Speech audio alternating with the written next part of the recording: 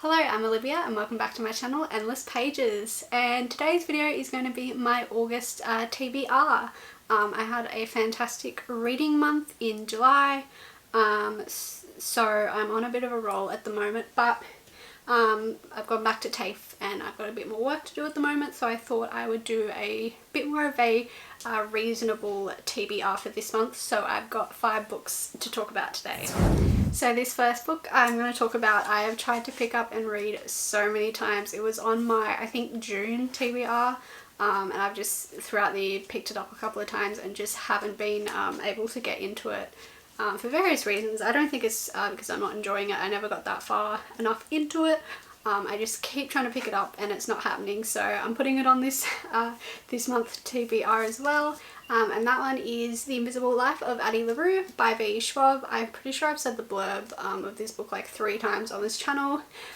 It's set in 1700s France, and I think the book is set over about 300 years. It's about Addie, and she makes a deal with this dangerous stranger to be able to live forever. But there's a catch. No one that she interacts with remembers who she is. And I think there's a bit of like a mysterious stranger called Luke, and he comes to visit every year on her birthday. And I think he tries to get her to give up her soul. And then I think 300 years later in a bookstore, she finds someone who can remember her name.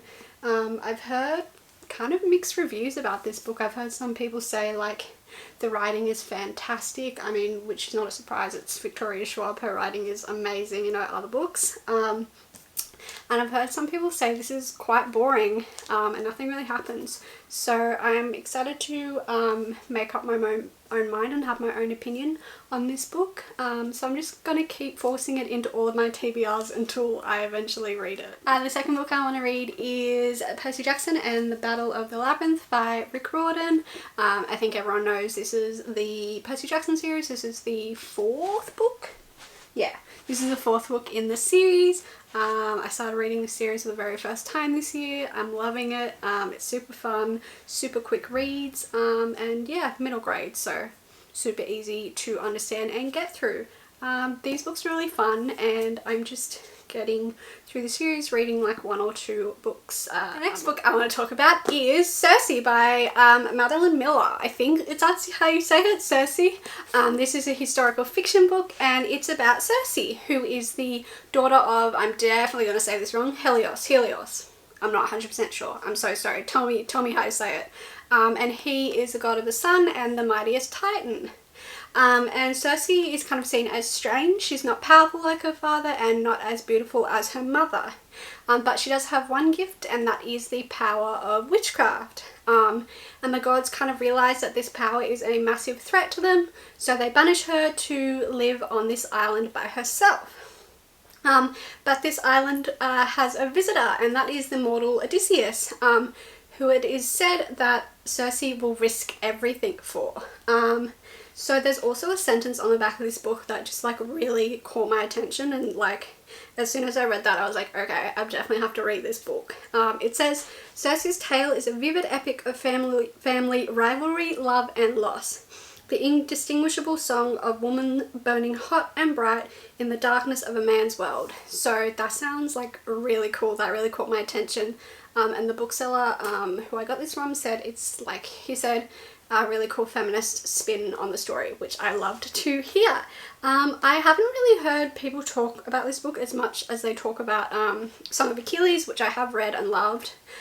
So I really hope this is just as good and up to the standard of the Song of Achilles, and I'm very excited to read a Greek myth about a female as well. That'll be really cool. I hope I love it. And the 4th book I want to read is Hey You Give by Angie Thomas.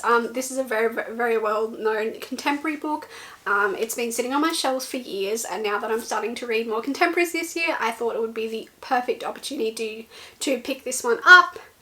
This is about a girl called Star, and she's kind of caught between 2 communities, this prep school she goes to and her poor black neighbourhood that she lives in.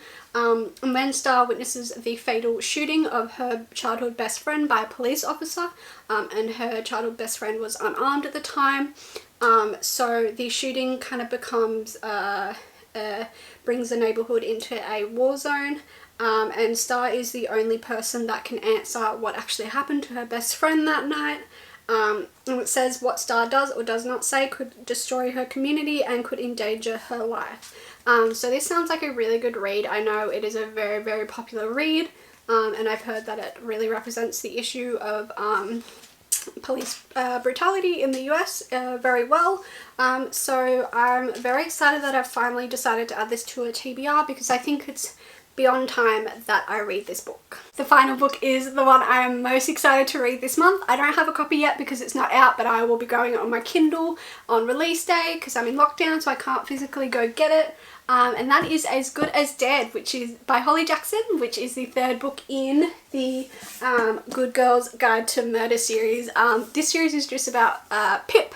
And she's a high school student, and she investigates this kind of murder in her hometown. It's a fantastic, fantastic series, and both the first and second book are just as suspenseful, that's hard for me to say apparently, and fast paced, and I always read them like in a day just because they're so fun and full of twists and really keep you engaged. And the final book in the trilogy is coming out, I believe, August 5th. And this book just sounds just as fast-paced and I really can't say that word, just as fast-paced and suspenseful, there we go, as the first two books. So that is my most anticipated for the month. I'm beyond excited to finish the series, but sad at the same time that it's going to be over. So yeah, those are the 5 books I am going to read this month. I'm really hoping I have a good reading month this month, because I had a fantastic one last month, as I said. I got heaps of good books to dive into here. I tried to not just do all fantasy like I normally do. Like I said, I'm kind of trying to read more contemporary to break it up. So I think I have a good mix of genres here this month. Thank you so much for watching. I'd love to chat to you in the comments below if you've read any of these books, or if you just want to tell me what you're planning to read this month. Thank you so much for watching, and I'll see you on the next one. Bye!